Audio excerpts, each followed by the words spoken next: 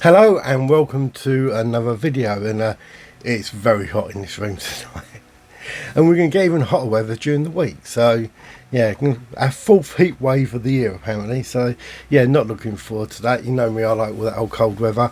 But again, thank you for all your support, and wow, we hit the 7,000 subscribers. Incredible, it happened so quick. Yeah, I guess realistically we're probably looking at push on for 10,000, which would be amazing. Never thought that'd happen, but you know, we're pushing 7,500 by the time this video goes out. Can't believe it. And thank you to all the new members that have signed up, and for the super thanks as well. That's brilliant. And you know, all the subscribers, you know, liking the videos and commenting, it's been brilliant. I've loved replying to all your comments. I'm still replying to all your comments. The bigger the video goes, the more comments I have to reply to, so it's been longer to get around to it. But again, yeah, thank you so much. Today we are hoping to satisfy both parts of the people who watch my channel. So we've got Whitby Abbey. It's got a time slip and it's got lots of ghost stories and myths and legends and all that sort of stuff, all thrown into one pot. So yeah, let's get into this video. So this is Whitby Abbey. I just about recorded the next bit. I knocked the tripod over and the camera went over, and then just spent 20 minutes trying to set it back up again. So yeah, so we are looking at Whitby Abbey, and I'm cheating in this video, okay? And the reason why I'm cheating in this video is that some of the footage you're going to see I filmed back in 2018, and that is when I drove the coastline of the country. And I went there and I spoke to local residents around there and got a lot of information at the time. Weren't there long. Literally I pulled up for the night time when it was dark, stayed over and then left early in the morning. But I did speak to a lot of residents there, went up, walked around, and you know, walked around the Abbey, took some filming, asked all the questions about haunted and all this sort of stuff. Some great legends and myths, and I'm going to share them with you today, because they are mainly the ones that you're going to see if you look up other videos and online stuff. But I do have a separate take on some things. The time slip story, can't seem to find much record of it online, so it only seems to be confined to books, which is quite good. But yeah, Whitby Abbey's got a very long history. So built in 657 by Hilda, or St Hilda, it became the world's most notable Anglo-Saxon abbey. And it wasn't the size that we see today. What we see today is like the ruins of the Benedictine abbey that was there from the 12th, 13th century onwards. And that's where a lot of our stories come from. So a lot of the ghost stories come from when it became a Benedictine abbey. And later on, and we mustn't miss the church that's going to come into a quite relevant very, very quickly, and that is St Mary's Church. You may know of this church if you've ever gone to Whitby Abbey and walked up the 199 steps to the top. I'll let you into the secret. I drove up to the car park at Whitby Abbey and walked around the Abbey, and I started walking down these steps, not really knowing how far they were. And I got to about halfway and I'm like, yeah, well, this is easy walking down. Then it dawned on me that my car was up at the car park and I was going to have to walk back up, and I knew I had to get off and carry on driving around the coastline.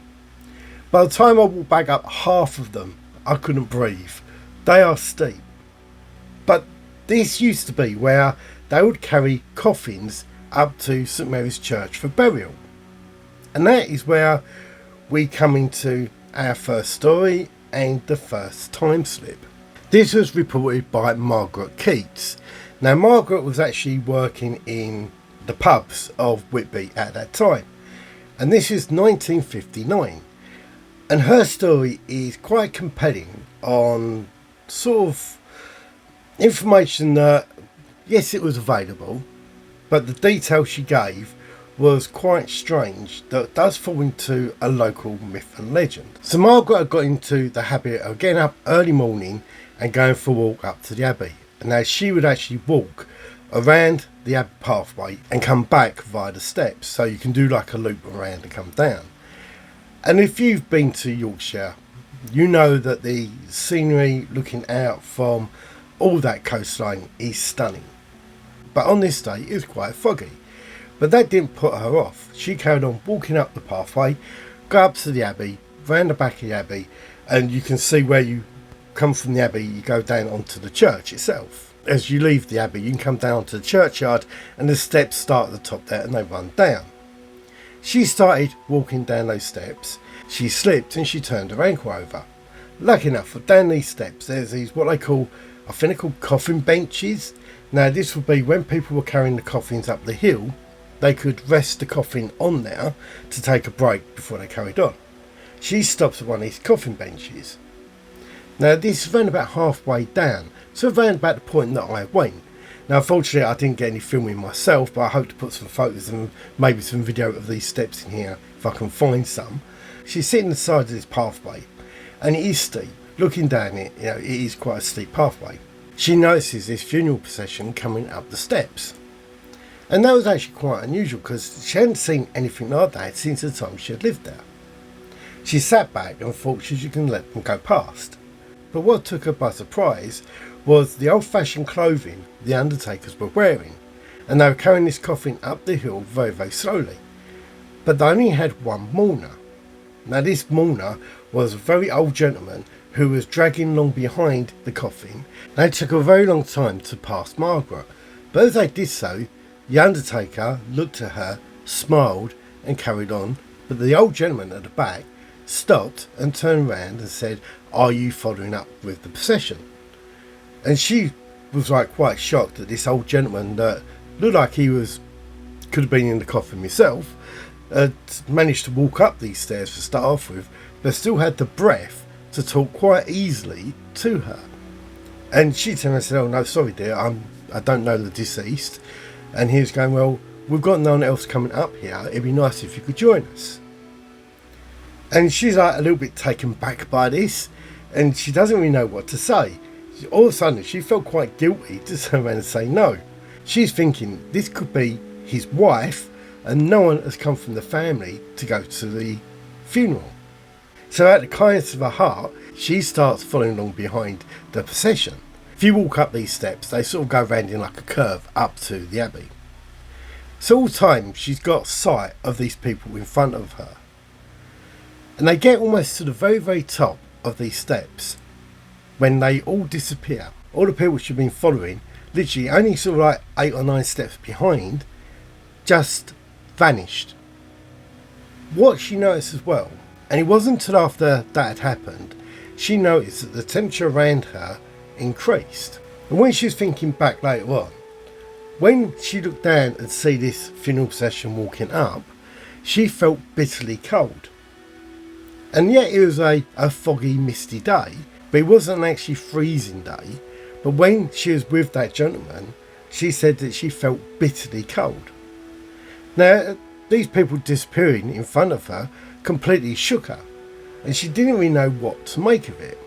She went back down and she worked in one of the pubs along the front of the harbour.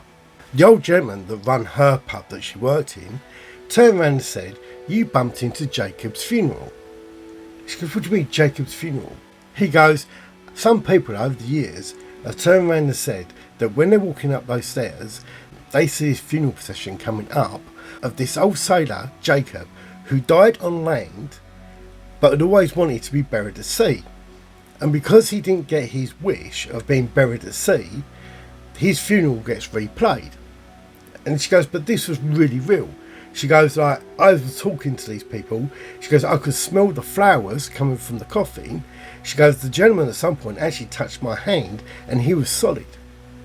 And that is where we take this out of being a spiritual event and place this more into the Timeslip event. Now this Timeslip has been seen not once or twice, but it's been seen around about 6 times, and the reports are always the same. Is that one lonely gentleman following this funeral procession going up these stairs, and then there's somebody either walking down the stairs. One of the last reports we have was from the 70s, and this was a gentleman that was riding his bike from the top of the stairs down to the bottom. He come down these stairs. Now, he said that they looked at him and put their hand up to say, slow down, we're coming up. He stopped, moved to the side, but he said he was clearly upset these people at the funeral. He stood there as this old gentleman was following the coffin up the hill. The old gentleman looked at him in disgust that he was flying down this hill on his bike while he was going up there for this funeral. The guy on the bike felt very, very sad for that gentleman and quite embarrassed that he had upset this funeral procession. But this gentleman on the bike actually worked in harbour. The next day he returned to work and he was just having a conversation. He said, I made a right fool of myself yesterday. I was coming down the steps and his funeral was going up there. And the blokes looked at him going, they don't do that now, do they? They don't still do that. The other guy coming off the boat hears this conversation. He goes, that's Jacob's funeral. And originally they're thinking, oh, they know the person that passed away. But he tells him this story about Jacob had been this fisherman that had been out at sea and always swore that he wanted to die and be buried at sea, but his brother went against his wishes and had him buried at the churchyard. So I would love to know if any one of my subscribers is going to Whitby, try and see a gravestone up there of the name of Jacob, because I didn't know this story until after I was leaving that area and I didn't get a chance to go around the graveyard to see if there was a Jacob up there. I mean, we know Whitby Abbey is so closely linked with Dracula that we can't not talk about that, but we'll do a little bit on it in a minute. But here's my question to you. Would you call that a time slip, or a stone tape theory where an event keeps getting replayed? What I find confusing in this one is the interaction that these people have with the funeral. So they've been recognised, spoken to. The lady said she held the hand. Now, I know with sometimes, so I'll go back to Kersey, that there's no physical interaction with people there. I know that the other one we done with the house that where I wake up outside, I forgot the name of it, I done it a while ago. Outside Epping. I make a lot of videos and my brain gets full and it just overflows and I forget things. But they spoke to the lady in that house and she stayed there. That makes it more of a time slip. With this one, they had an interaction. She was asked to follow that funeral up there and it disappeared in front of her. That for me would fit into the time slip originally. It wouldn't fit into a stone tape theory, because a stone tape theory one is where something is just being replayed, is a solid recording. You can't interact with a solid recording. A ghost, yeah, you could, but that brings us on to the next story of those steps. So this one, we're going way back to 1908, and it was a very, very bleak winter, and a gentleman is walking down those stairs. Some say he fell, others say he was bludgeoned over the head, but his body was found the next day. He was wearing a brand new brown coat that had black fur on the collars. As I say, his body was found the next day. The police investigated it and they could not determine if the head injury was from him slipping on ice and he struck his head, or that somebody had hit him and killed him, murdered him. 10 years later, a group of schoolboys are coming down those stairs. They see a gentleman in a brown coat having a struggle with another gentleman in a black coat, when the guy in the black coat strikes the gentleman and knocks him to the ground. The guy runs off down the stairs. These lads rush down to see if this man is okay. When they get to where the event happened, there's nobody there. Yet this was like literally 10-15 seconds away from where this happened. And one of the lads shouted out to the gentleman who was just running away that they'd seen him. But when they got to where they expected to see the guy in the brown coat laying, there was no one there. And then what we have in World War II, we have two British soldiers that are walking the edge of Whitby. they come down those stairs and they say they come across a gentleman laying on the floor on those stairs wearing this brown coat with this black fur around it. One of the soldiers bends down to see if the gentleman is okay. As he goes to touch him, the gentleman disappears. So there we've got your typical little ghost story of maybe, that would fall into a stone tape theory. We spoke about the funeral. This would fall into the typical stone tape theory. Then we've got another one where a lady is seen walking up those stairs. People have brushed past her, and when they've turned around to apologise for bumping into her, she's disappeared. That is quite a common one. Now that one, to be truthful, is mainly reported by tourists. I don't know if there's anything attached to that, but that can take that with a pinch of salt, that they want something to go back and report, or it is something that is typically actually happening up there. But again, this is a lady wearing a grey dress with long blonde hair, walking up those stairs. They brush into her, they turn around to apologise for bumping into her, and she's disappeared. Very your typical normal ghost story, that one. Not so much the next one at the top, by the top of the church and the top of the abbey, which is pretty strange and pretty creepy. Now, it's not going to come to a shock to anyone, I believe, that Dracula wasn't real. Bram Stoker arrived in Whitby in 1890, and during a walk through the abbey and down into St Mary's Church, he come across some old weathered stones, gravestones, and you see the name Swale on the gravestone. And it stuck in his mind. Then he walked down into Whitby town itself and headed into the local library. This is where he picked up a book on Vlad Tepes, or what we know as Vlad the Impaler. Putting two and two together, he came up with a great tale of Dracula. It's a solid part of British culture now that I think every school you read Bram Stoker's books in there, and TV shows and films will be made over it, and the legends of vampires keep going. I mean, don't forget, vampire legends were around before then as well, especially in other countries where they really did believe in vampires. But a lot of people get confused with Whitby with actual burial sites of Dracula, which is quite amusing. I mean, even down in Purfleet, I think it's where they set Fairfax Abbey in Purfleet, and they think it was probably Bram Stoker went down there and actually may have stayed at a castle that was actually in Grays at the time, Belmont Castle. Unfortunately, as I say, round Thurrock we tend to knock all those sort of things down. No, we don't keep our history around here, unfortunately. And it inspired him to use Purfleet as a location for where Dracula was going to end up. So we've all got links, being from down here and Purfleet just being down the road and going up to Whitby. I do get people want to go to Whitby because of the books, and that is our culture, isn't it? We read a good book, we want to go and visit where it's set. But Whitby does feel creepy. It really does feel creepy. As I say, I was driving up there, and I got there late in the evening, and I drove up to the castle because I thought I could park up in the car park, stay there overnight, and then walk round it and then drive off the next day.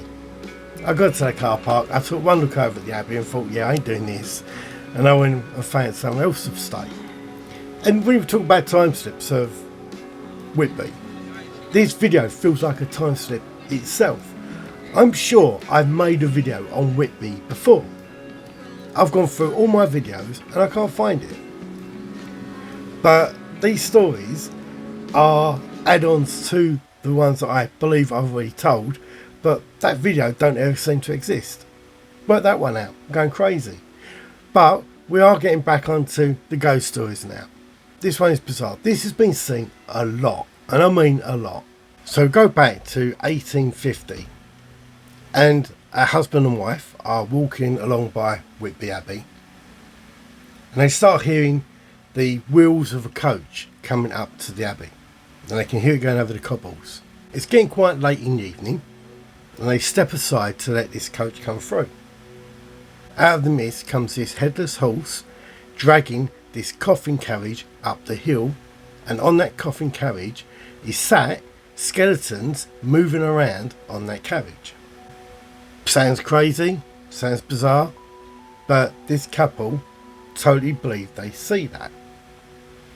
This sighting is repeated again and again, and it becomes one of the most reported ghost sightings around Whitby.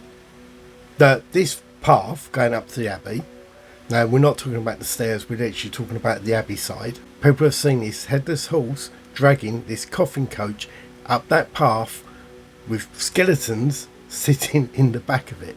Sounds bizarre. It sounds like it's out of a cartoon.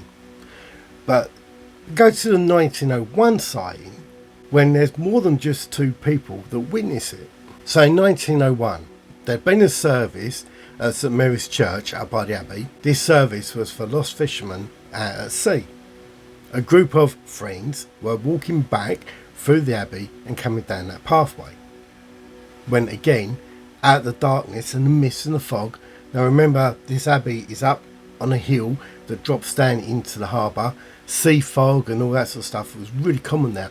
Even the day that I got there in the morning, it was really misty out by the Abbey.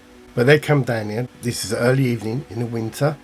It's getting dark, and out of that darkness and this mist and fog comes this headless horse, followed by this coffin coach with these skeletons on it.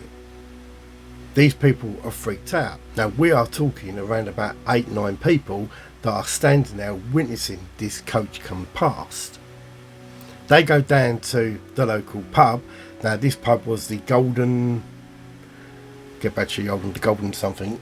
They go down to the Golden Lion pub, not knowing anything that anyone's ever reported this before, going to the Golden Lion pub for a stiff drink to calm themselves down after what they've just seen. They tell the bar staff in there what they'd witnessed, and they turned around and said, "You're not the only one who's seen this. People have reported this beforehand." So again, this is one of those ones that is repeated. What could this be? What could have triggered this? Well, when you ask local people, and when other people have done investigations on this, they're told, and we'll only have this, but during the years of when it went from an Anglo-Saxon church to a Benedictine, a coach coming up that hill overturned and all on board were killed. I can't, trying to find that sort of records is going to be impossible. And so you've got to take people's word for it. And I do struggle with that. I like to have the documents and everything. But that is the explanation that people in Whitby give for this sighting. What is another confusing one is that we've got this grey lady. Now this grey lady is meant to haunt all over Whitby. Schools, streets, even those steps. Now some people say that this is that grey lady that we spoke about being bumped into going up the 199 steps. She is described with blonde hair and a grey dress. This fits into a lot of those images and reported sightings across Whitby. But even through the local streets, people have said they've seen her. Another one says that she walks along the harbour front and is looking out for a lost love. Again, these are your typical harbour ghosts. And I don't want to say, a lot of people went through a lot of tragic events. So, when you've got a harbour, you're going to have lost fishermen, you're going to have people looking out for loved ones that are never coming back. You've got cliffs where people will take their own lives. All this sort of stuff around the area. So you will get these ghost stories based around those sort of events. Now, when I was at the Abbey, one of the gentlemen that works there that tells the old history of the Abbey, he told me a story about an oysterman from the Golden Lion pub. Now this oysterman on a cold November night goes into his pub. His name was John Smith. He gets in an argument with another gentleman in that pub over the price of oysters. Now oysters were worth their weight in gold back then. This gentleman did not want to pay the price for these oysters. John Smith goes to throw the oysters into the fire. The gentleman turns around and jabs a metal object into his chest and John Smith passes away. The ghost of John Smith is said to haunt the harbour area, and his voice can be heard from the top of the abbey to the other side of Whitby, of him shouting out, "Oysters, oysters, alive, alive, ho."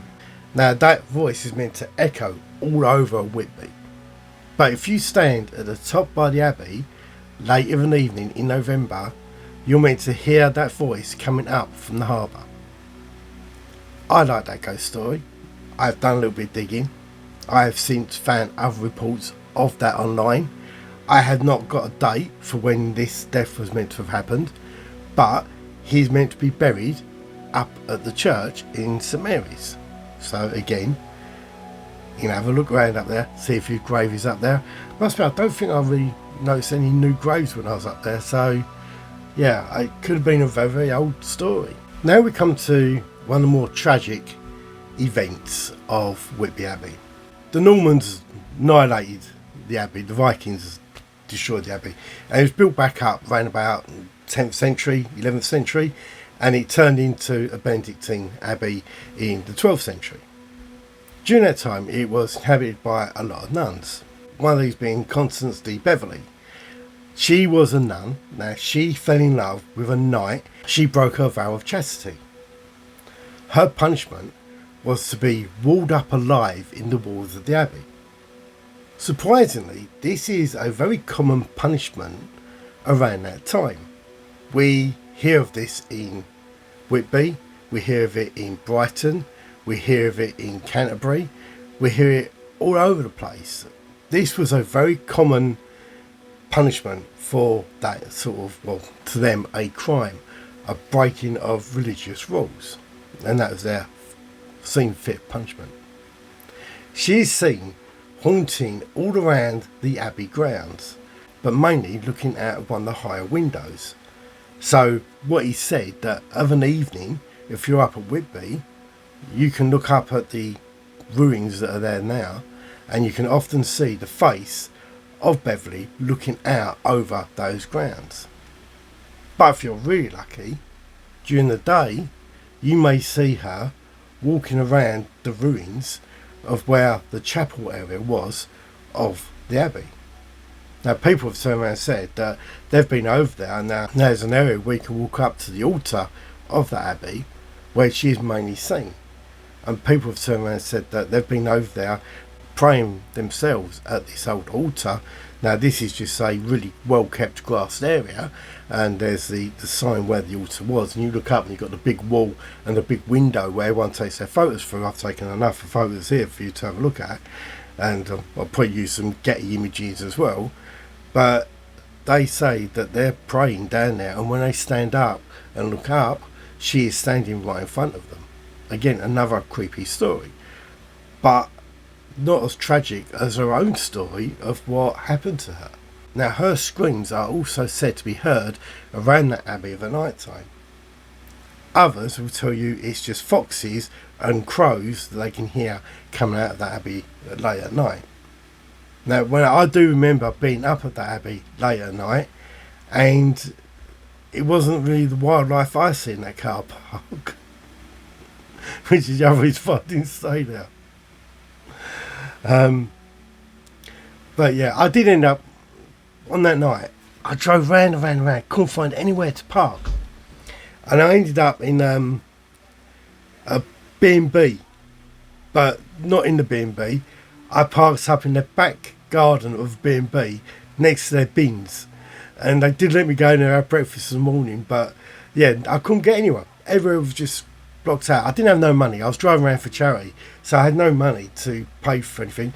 If you want to go look at it, I'll go through my old videos. You can see me driving up to Whitby in one of my videos, and you'll see the video footage I'm going to use for this one in that one as well. So, but yeah, it was a lovely place. It really is a lovely place. But the ghost stories of Whitby don't end there. Okay, so let's go right away back to the beginning of Whitby Abbey, St Hilda. Now, Lady Hilda was a 7th century Northumberland royal member, and she became the first abbess of Whitby.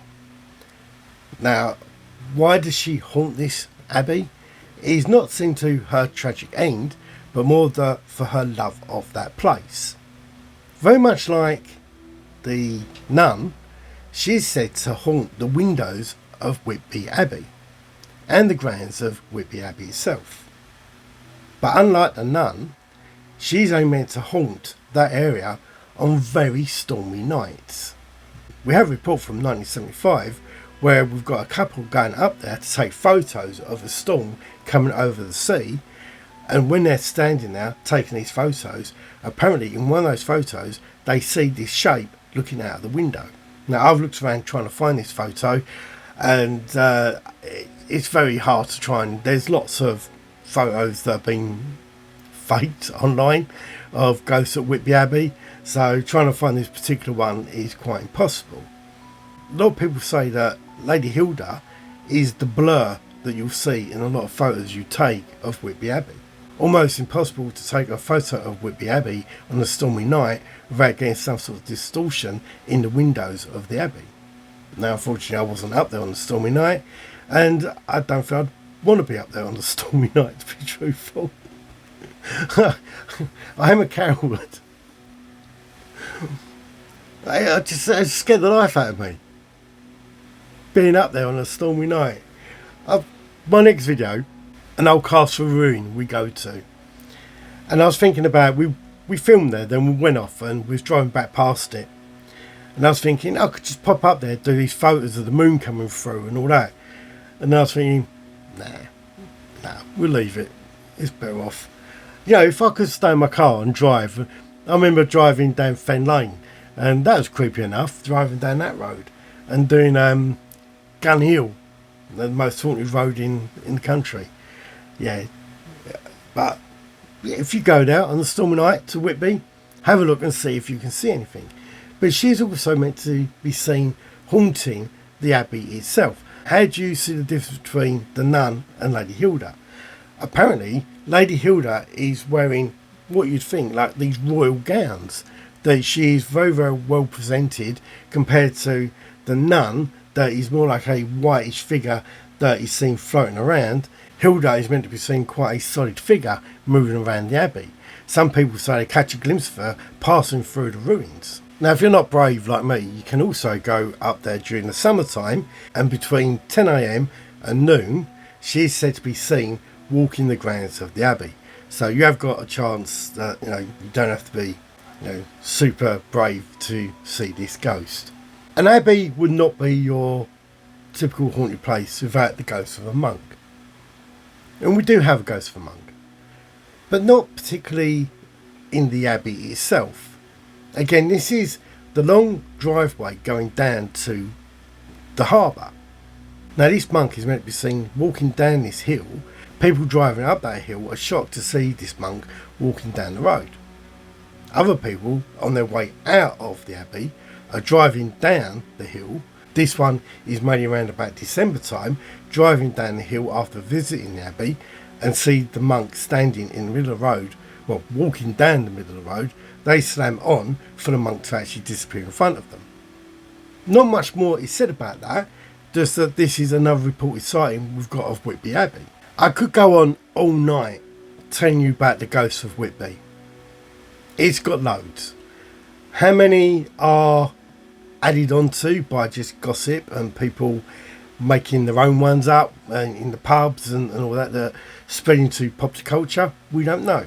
I know I use mine from books, and I'll just try and grab my books.